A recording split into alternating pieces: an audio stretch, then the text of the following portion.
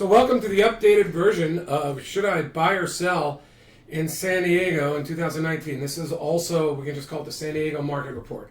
So earlier today, the reason why I'm doing this more frequently is we're starting to see some data in, as I say, the Fed spokesmodels coming out and scaring us. So let me just review what I went over this morning quickly, and then we'll take a look at the indexes that we get as realtors in San Diego, and we'll just see whether the market's moving up or down. We'll try to do some fun. We'll look at different towns, different sectors, different price ranges. But first, let's start. This is the thing that triggered me this morning. This is Shiller. He's the guy who created the index. He was one of the guys that was warning about prices. If I recall back then, either he was warning about it or he jumped on the bandwagon right as it was already happening in Florida, and his index came out, and other people still didn't believe him around the country, and he got it right. I had 4 houses in Florida. I knew he was more than right because I was losing $40,000 a month, as I've said in other videos. I was watching my equity disappear, and then I wound up going negative. So Shiller's saying he wouldn't be all that surprised if U.S. house prices start to fall. Now, if you recall, and maybe you don't recall unless you watched my videos from last week, this made big news last week. This chart, I'm not even showing you the chart, so go ahead. This chart last week, this is Shiller's case, Shiller Index. This is not that prices are going down, it's that they've slowed down. This is a momentum indicator of prices. That this turned down and went this low. It happened the first time really since the pickup. So this was significant. It made a lot of news. And if you recall, I'll recall that I said, hey, I don't know that momentum precedes pricing in real estate charts. But if you are a stock trader or a professional trader, there's a lot of people who believe momentum precedes prices in those markets if you buy into technical analysis. And I know TA has a funny name, but heck, that's what a lot of hedge funds do. They call it stat arb. You can look at Bollinger Bands. If you're doing statistics on numbers and making projections, it's technical analysis, regardless of whether you want to say you're from a PhD background or not. In my view, the bigger the market you do, the more legit it is, but you're still analyzing prices. Just because I said the word technical analysis doesn't mean you should discount what I'm saying, nor should you trade on it. I'm just saying that this last week I didn't really know what to make of it. Was it legit? But the guy who founded the index, the guy who created the index with a co-author, just said he takes it seriously enough that he said the U.S. housing market could crash. Nobel laureate Shiller, Dr. Robert Shiller. So I'm going to put that together. I mean, the Fred, which is I believe a Fred service, is keeping track of this chart. Shiller said this. We have, let's see, is this the preview? Well, we can see we can see back. Like I had another chart up, but we can just see this sort of was what was happening right before the market crash.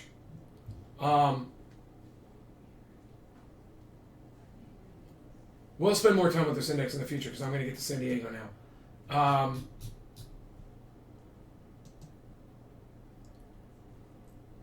So here we go.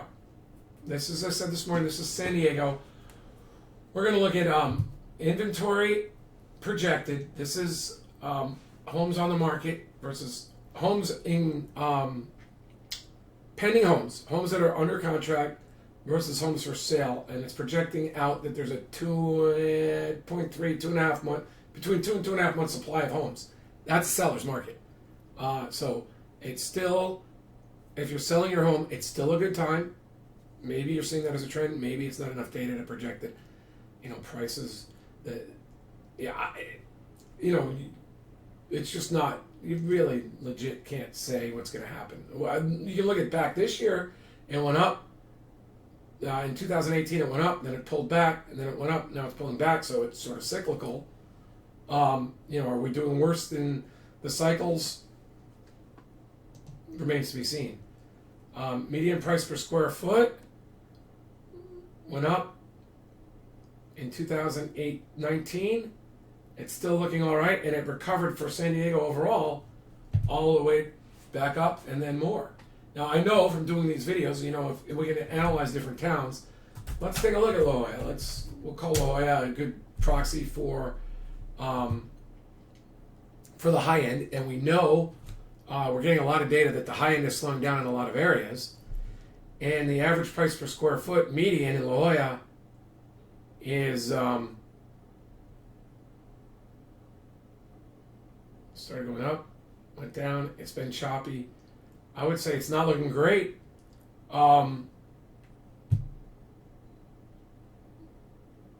Let's look at months inventory forecast and actual.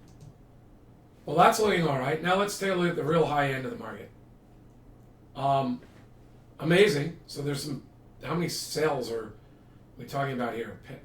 Let's talk about sold listings. Can we extrapolate from this data enough? Let me move this out of the way since we're on this end of the chart.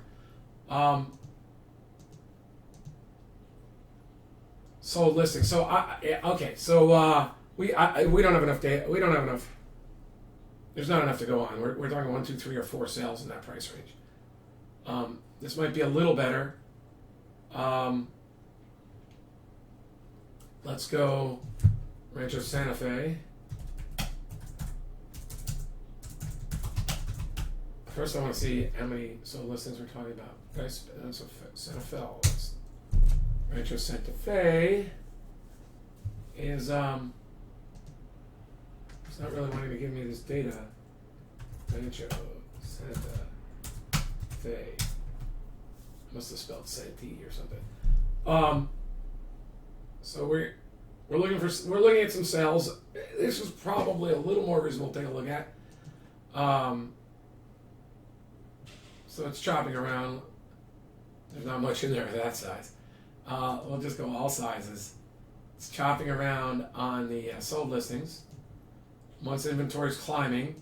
Price per square foot is recently dropping, but again, I don't think it's making a trend. Okay, so that's the high end. Let's go. I'm going to just go consistently 92009 because that's where I lived a few years ago. So we're looking at price per square foot in Carlsbad. It is hitting new highs. That's nice. Average, any difference? Not much. Months inventory, I like forecast. Dropping, that's good. Let's see the 3,000 to 6,000 square foot range. Still looking good. How many sold listings are there? Okay, so that's legit. So the 6,000 square foot home market, it's kind of chopping around. It got a little scary there on sold listings, but price per square foot's chopping around. Months inventory actual. Okay, so we'll take a few more. Anybody who's seen these videos on YouTube, if you write in the towns you're interested in, I'll start including those in these reviews. Let's pick something like Vista. I have friends who live in Vista. Well, I'm going to also get more consistent. I'll start with market time, median, and then we're going to go to months inventory forecast. This is like an inventory number telling us whether we're in a buyer's or seller's market, in my opinion. And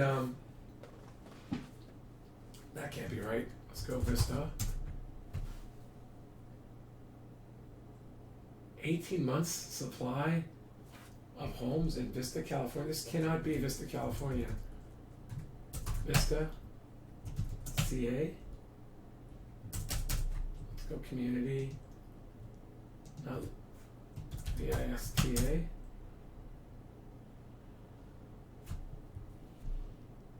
That's where I went, Vista community. Oh, I must be looking at, I wasn't looking at all sizes. There we go.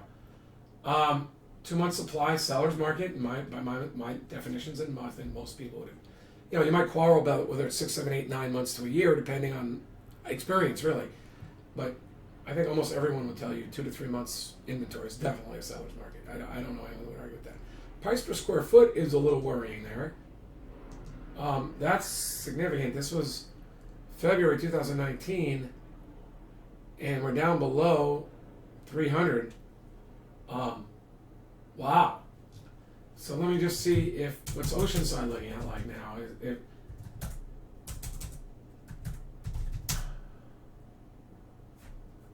No. Interesting. San Marcos.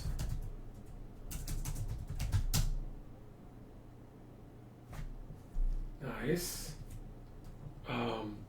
Rancho Bernardo. Oh. Bernardo. Boom. Okay, so here's the deal. I personally have purchased the home I'm living in now with my wife. We did it in the fall. We moved in December. I have sold homes in the fall, and and I don't think we've got worries out there. A lot of worries. Could they affect our market? Yeah. Do I take Shiller's warning really seriously? Off the charts seriously. I now think there's a good chance that, according to Greenspan, we could get to 0% inflation.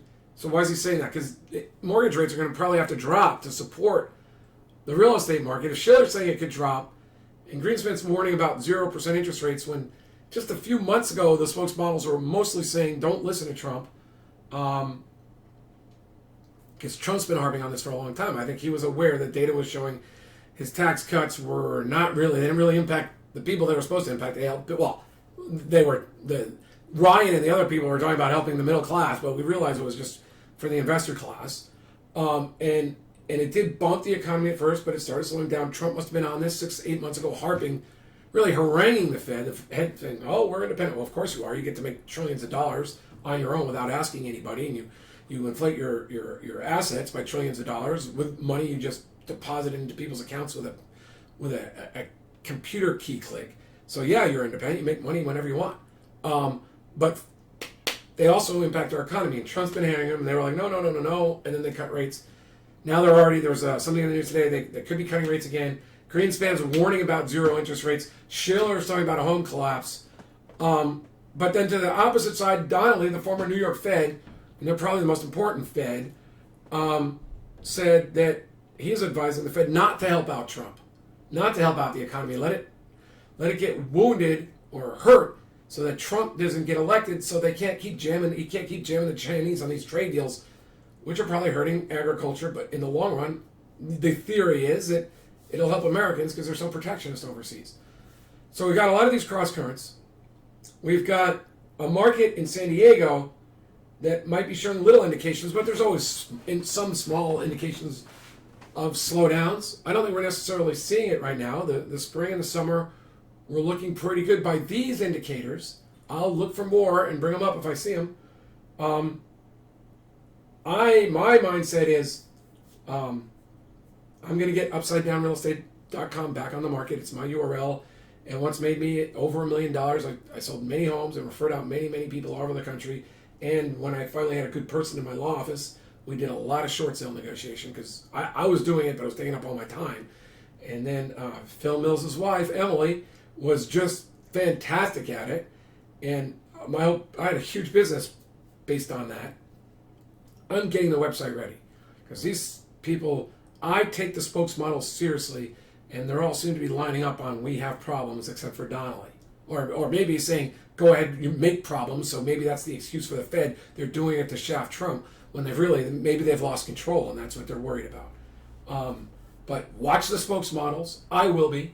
Again, spokesmodels are the people, like in the past, Bill Gross, when he was talking about the bond market, because they do so much work for the Fed, they own the Fed's bonds. When the market collapsed, they used PIMCO to buy up a lot of the bad corporate debt, and they gave PIMCO the right to front run and make commissions off it. I read articles about it. So they loved PIMCO. Bill Gross is now somewhere else, but I think Mohammed El-Arian might be still running PIMCO. We don't hear about them for much. I want to hear more from the bond guys. But it was funny. I'm starting to see a lot of the spokesmodels warning about the market, especially the home market. So what do?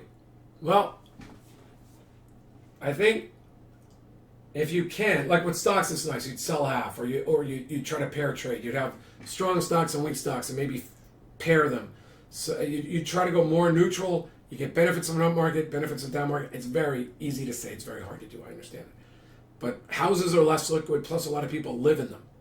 So I think what I would do is, it's pretty easy. If I was a downsizer, I would consider doing it right now. You usually have to do it in the fall anyway, because the market isn't as fast as in the spring, so you'll have more time to sell and locate. You might even find more flexible buyers because they don't have to be in by the start of school.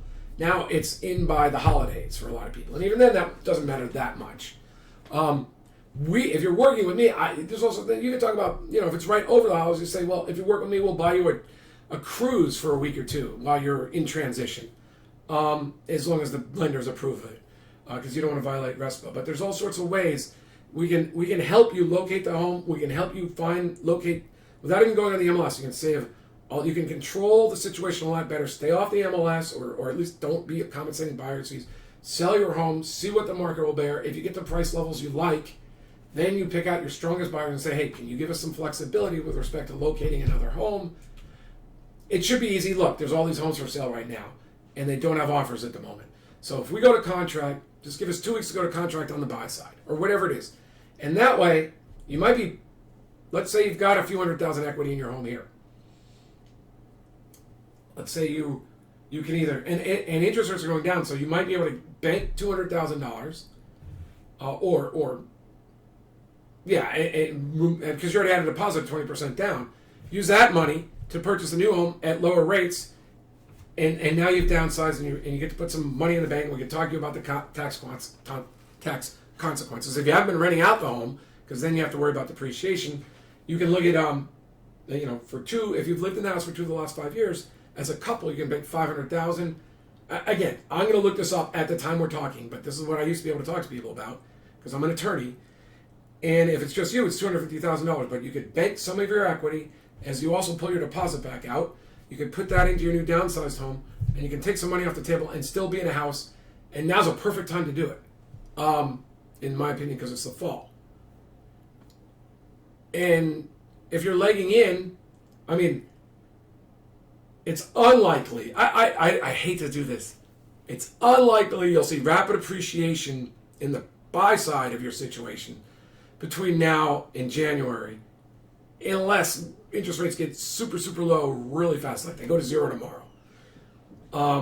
So what a great time to downsize. In fact, that's what I'm going to be talking about, because I don't want to tell people who have a nice home, they're happy where they live, to sell because spokesmodels are warning.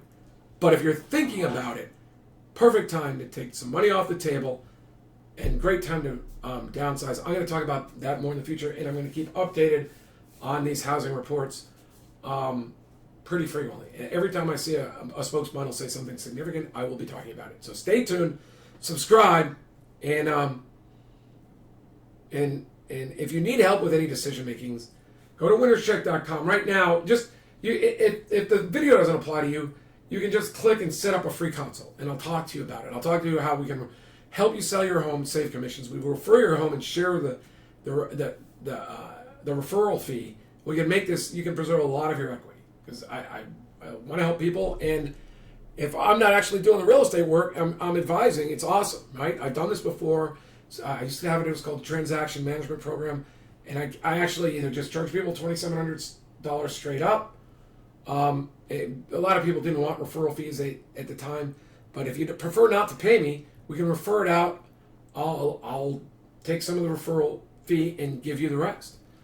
We can talk about it, and you can get up to half that side of the transaction's real estate fee. So if we're $1 million home and it's a 3% to the buyer side or the listing side, we can take in $1,500 now, and we'll get paid at closing. I'm not saying the money comes to me and you got to trust that I'll pay you. We'll make sure you get some sort of discount on the price, or you get refunded to buy a floor, or something that the lender is happy with, the buyer's lender, and it's real money to you. So winnerscheck.com, set up a strategy session if you care. If not, just stay tuned. Talk to you later. Bye. John McConnon, winnerscheck.com.